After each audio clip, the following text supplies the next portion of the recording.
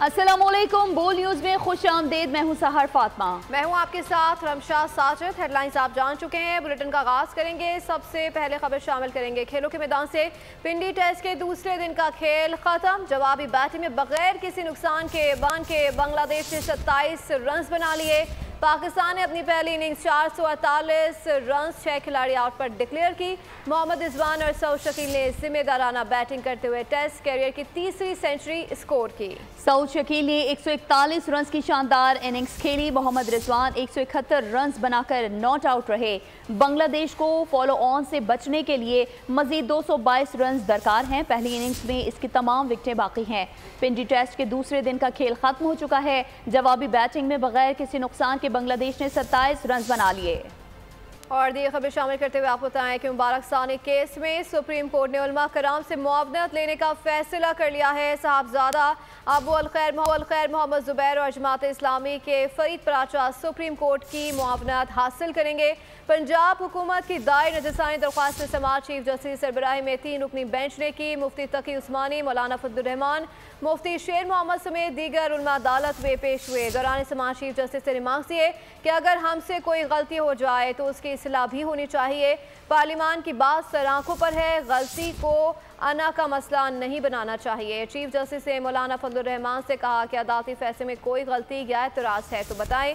दीगर अकाबरीन भी सुनेंगे। मुफ्ती तकी उस्मानी तुर्किया से बजरिया वीडियो लिंक के जरिए पेश हुए। चीफ जस्टिस ने कहा कि तकी उस्मानी साहब, मैं माजरत चाहता हूँ, वजाहत करना चाहता हूँ। जिन्हें नोटिस किया था उनकी जानिब से हमें बहुत सारी दस्तावेज़ात मिली हैं। अगर उन सब का बगौर जायज़ा लेते हैं तो शायद फैसले की पूरी किताब बन जाए। इन तमाम दस्तावेज़ात को नहीं देखा, वो मेरी कोताही है। और इखलाकी इक़दार का मुआशरे से ख़त्म होना गलत है। मौलाना फजलुर्रहमान की सुप्रीम कोर्ट के बाहर मीडिया से गुफ्तगू। कहा, गम और खुशी में जाना हमारी रिवायात हैं। शख्सियात का एहतराम और इख्तिलाफ के बावजूद भी एहतराम हमारे इक़दार हैं। मुआशरे से इक़दार जैसी चीज़ें ख़त्म होती जा रही हैं। आज तो आपके वालिद साहब का जिक्र हुआ, वो जो जब काजी फाइज ईसा के वालिद की ताज़ियत गई थी उनके तो ये तारीखी हमारे सोसाइटी में तो ये सोसाइटी की तो ये कदरें हैं। गम शादी का मामला तो अलग सा होता है ना। शख्सियात का एहतराम, इख्तिलाफ के बावजूद एहतराम, वो सारी चलती है। इख्तिलाफ वो हमारे सोसाइटी से जो चीजें निकल रही है बुरी बात है। पाकिस्तान तहरीक इंसाफ ने आज का जलसा मंसूख कर दिया है। बानी पीटीआई से मुलाकात के बाद नई तारीख दे दी। जलसा अब 8 सितंबर को होगा। इस्लामाबाद इंतजामिया ने पीटीआई को नया एनओसी जारी कर दिया।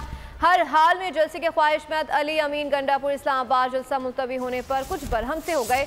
बोले कि हमें तो पता ही नहीं चला। ऊपर से अलीमा खान का ऑडियो बयान भी सामने आ गया, जिसमें वो पार्टी क़यादत से पूछ रही हैं कि बानी पीटीआई के पास किससे पूछ कर गए थे, किसके कहने पर जलसा मंसूख किया। के बच्चे जब बड़ों की बात ना माने तो फिर उस घर का शिराजा जल्द ही बिखर जाता है। क्या पीटीआई के साथ भी यही होने वाला है? आज सुबह आजम सवाती ने बानी पीटीआई से जाकर मुलाकात की और बाहर आकर क़यादत के साथ मिलकर ऐलान कर दिया कि इस्लामाबाद का जलसा मंसूख हो गया है। अब 8 सितंबर को जलसा होगा। उमर अयूब बोले कि इत्तलात हैं कि हुकूमत जलसे की आड़ में इंतशार फैलाना चाहती है। इस सब से बेखबर दूर बैठे वजीर आला खैबर पख्तूनख्वा लश्तम पश्तम जलसे में शरीक होने की तैयारी कर रहे थे, लेकिन जब उन्हें पता चला तो उदास हो गए। कहा, पार्टी ने तो मुझे कुछ बताया ही नहीं। मीडिया पर खबर देखी तो हैरान हो गया।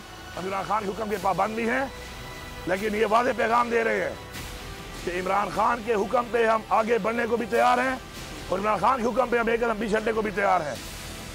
सोने पर सुहागा अलीमा खान भी पार्टी क़यादत पर बरस पड़ी। उनका ऑडियो पैगाम सामने आ गया, जिसमें उन्होंने सवाल उठाया कि आजम सवाती किसके कहने पर सुबह सुबह बानी तहरीक इंसाफ से मिलने चला गया। उसने किसके कहने पर बानी तहरीक इंसाफ को जलसा मुलतवी करने का पैगाम पहुँचाया। 7:30 बजे आजम स्वाति मिलने क्यों गया? बस ये एक सवाल है, किसने भेजा? और ताकि इमरान का जाके कहो जी हम मुलतवी करें, आपके नाम पे हमने मुलतवी करना है। और मैं कई दफा कह चुकी हूँ कि इमरान खान से पूछ क्यों रहे हैं जेल में बैठे हुए? चेयरमैन तो बाहर बैठा हुआ है, फैसले ये खुद करते हैं जब दिल करता है। एक तरफ पीटीआई का जलसा मंसूख करने का ऐलान, दूसरी तरफ अली अमीन गंडापुर की नाराजगी और अब अलीमा खान का ये ऑडियो बयान। लग रहा है कि पीटीआई में फूट पड़ गई है। पार्टी क़यादत अपने अंदर के इख्तिलाफात को छुपाने की सर तोड़ कोशिश कर रही है, लेकिन उसे नाकामी हो रही है। तो दूसरी जानिब मुशीर कानून और इंसाफ बैरिस्टर अकील कहते हैं कि वज़ीर-ए-आज़म ने मुल्क और कौम के मफाद में वाज़ेह हिदायत जारी की हैं। कहा कि सियासी या मजहबी इंतशार फैलाने की इजाज़त नहीं देंगे। अदालती फैसला ऐसा होना चाहिए जिससे किसी की दिल आज़ारी ना हो।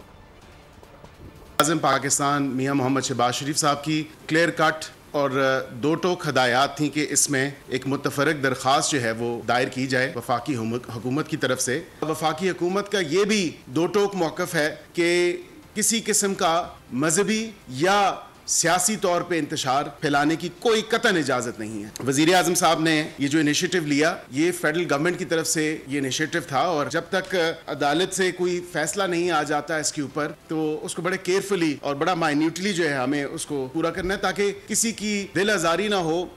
पीपल्स पार्टी के नून लीग की पॉलिसीज पर तहफ़्फ़ुज़ात मामला संगीन हो गए। एक दूसरे पर बयानात की भौचार ने वज़ीर आज़म को तशवीश में मुब्तला कर दिया। वज़ीर आज़म ने chairman Peoples Party Bilawal Bhutto को खाने पर बुला लिया। बिलावल भुट्टो वज़ीर आज़म शहबाज शरीफ से आज मुलाकात करेंगे। चेयरमैन पीपल्स पार्टी हुकूमत की मुआशी पॉलिसीज पर तहफ़्फ़ुज़ात का इज़हार करेंगे। पंजाब में तहरीरी मुआहदे पर अमल दरामद न होने पर भी तहफ़्फ़ुज़ात का इज़हार किया जाएगा। हम तो कुछ करते ही नहीं है, गुड गवर्नेंस हमसे होता नहीं है। बेवकूफ़ी के ऐलानात का जवाब कैसे दें? आवाम को रिलीफ देना बेवकूफ़ी। भाई आखिर हो क्या रहा है? कल के इत्तेहादी एक दूसरे के पीछे क्यों लग गए? सिंध और पंजाब के रहनुमाओं के बयानात और सियासी कश्मकश में दिन ब दिन तेजी आती जा रही है। और वैसे आपने सिंध हुकूमत के बारे में सुना होगा, हम तो कुछ करते ही नहीं है, गुड गवर्नेंस हमसे होता नहीं है, मेगा प्रोजेक्ट्स हम करते ही नहीं हैं। ऐलानात होते रहते हैं अजीब व गरीब, जिसकी वजह से हम परेशानी में आ जाते हैं कि बेवकूफ़ी के ऐलानात का जवाब कैसे दें। किसी ने ये लफ्ज़ इस्तेमाल किया कि ये बेवकूफ़ी, करप्शन का पैसा जेब में डालना, प्रोटोकॉल पे पैसे खर्च करना, जहाज़ों पे, हेलीकॉप्टर्स पे, ये बेवकूफ़ी नहीं है। आवाम को रिलीफ देना बेवकूफ़ी। इसी के हल के लिए वज़ीर आज़म ने बिलावल भुट्टो को आज रात खाने पर बुला लिया है। कुछ अपनी कहेंगे, कुछ उनकी सुनेंगे। पंजाब के मामलात में नजरअंदाज करने पर भी बात होगी, बिजली के मामलात पर भी तबादला ख्याल होगा, सियासी सूरत हाल पर भी गुफ्तगू होगी। वैसे यही होता आया है, सियासी माहौल गर्म होता है, फिर खाने पर मुलाकात होती है, जिसके बाद रावी चैन ही चैन लिखता है। लेकिन इस सब के बीच आवाम के बारे में कोई कुछ नहीं सोचता। तो साथ ही साथ आपको बताएं कि वज़ीर आला सिंध ने वज़ीर आज़म से बिलावल भुट्टो की मुलाकात अहम करार दे दी। मुराद अली शाह ने कहा कि बिजली और महंगाई जैसे मामलात पर तबादला ख्याल होगा। भिट शाह में गुफ्तगू के दौरान सूबे में अमन व अमान की सूरत हाल इत्मीनान बख्श करार दी। उन्होंने डकैतों के खात्मे का अज़्म भी दोहराया। चेयरमैन साहब पाकिस्तान की वाहिद पार्टी है जो चारों सूबों में है, जिसकी नुमाइंदगी है। उस पार्टी के सरबरा की हैसियत से वज़ीर आज़म पाकिस्तान से मिल रहे हैं और वो सूबा सिंध की नहीं पूरे पाकिस्तान के अवाम के लिए बात करेंगे और जो हमारे मसाइल हैं, जो हमारे इश्यूज़ हैं, उनको भी रेस करेंगे। जो बदअमनी की लहर दिसंबर जनवरी में थी, उस वक्त क्या पोजीशन थी और उससे बहुत बेहतर है पोजीशन। सिंध सूबा पाकिस्तान के किसी और जगह से कम महफूज नहीं है। इन डाकुओं को हमारी हुकूमत इनको जहन्नुम रसीद करेगी। कराची के बिजली सार्फिन पर मजीद बोझ डालने की तैयारी। खेल इलेक्ट्रिक ने 1 माह के लिए बिजली 3 रुपए 9 पैसे इजाफे की दरख्वास्त दे दी है। इजाफा जुलाई 2024 के माहाना फ्यूल प्राइस एडजस्टमेंट की मद में मांगा गया। नेपरा के इलेक्ट्रिक की दरख्वास्त पर 29 अगस्त को समाप्त करेगा। इजाफे की सूरत में सार्फिन पर 6 अरब 20 करोड़ से जायद का बोझ पड़ेगा। मुल्क में गैस की कीमतों में मजीद इजाफे का खदशा पैदा हो गया है। वफाकी वजीर मुसद्दक मलिक कहते हैं कि सालाना 12% के हिसाब से गैस की कमी हो रही है। कंपनीज को पैसे ना मिलने से नई गैस नहीं निकाली जा रही। नई पॉलिसी में तय किया है कि कंपनियां 20% गैस खुद बेचेंगी। नई पॉलिसी से गैस की बास्केट प्राइस बढ़ने का खदशा है। शोबे गैस का गर्दिशी कर्ज 3000 अरब के करीब पहुँच चुका है। मुफ्त गैस देने का कहीं कोई कानून नहीं। Consultant telecom sector Parvez Iftikhar ने PTCL की जानिब से टेलीनॉर की खरीदारी को सार्फिन के लिए तशवीशनाक करार दे दिया। कहा कि इकदाम से टैरिफ रेट में इजाफा होगा, जिसका खमियाजा आम आदमी भुगतेगा। बोर्ड के प्रोग्राम व्यापार में गुफ्तगू करते हुए कहा कि गैर मुल्की सरमायाकारी लाने के लिए पहले से मौजूद सरमायाकारों के तहफ़्फ़ुज़ात दूर किए जाएँ। ये कहना कि VPNs की इस्तेमाल की वजह से मुल्क का इंटरनेट स्लो हो रहा है, मेरे ख्याल में टेक्निकल तौर पे सही स्टेटमेंट नहीं है। यकीनन बहुत ज्यादा VPNs के इस्तेमाल की वजह से 5-10% शायद इंटरनेट स्लो जरूर हो सकता होगा, मगर वो भी सिर्फ अगर आधा मुल्क VPN इस्तेमाल कर रहा हो, जो हमें नहीं लगता कि आधा मुल्क कर रहा है। अभी के लिए यकीनन ये फायरवॉल की वजह से ही है। तो सिर्फ ये मसला भी नहीं है कि अगर फायरवॉल इंस्टॉल हो, जिस तरह ये कहते हैं कि और ममालिक में भी है, फायरवॉल के इंस्टॉल होने की वजह से इंटरनेट आहिस्ता नहीं होता। फायरवॉल गलत तरीके से इंस्टॉल होने की वजह से मसले आ रहे हैं। ये हमारी टेक्नोलॉजी पुरानी होने की वजह से नहीं है, एक बीच में फिल्टरिंग सिस्टम लगाने की वजह से है, जिसमें पाकिस्तान की मईशत इफेक्ट हो रही है, IT कंपनीज के नुकसान हो रहे हैं, फ्रीलांसर की रोजी रोटी पे लात पड़ रही है। और इसके साथ ही बोल न्यूज़ से फिलहाल इतना ही। मज़ीद बाखबर रहने के लिए विजिट कर सकते हैं हमारी वेबसाइट polnews.com। देखते रहिए।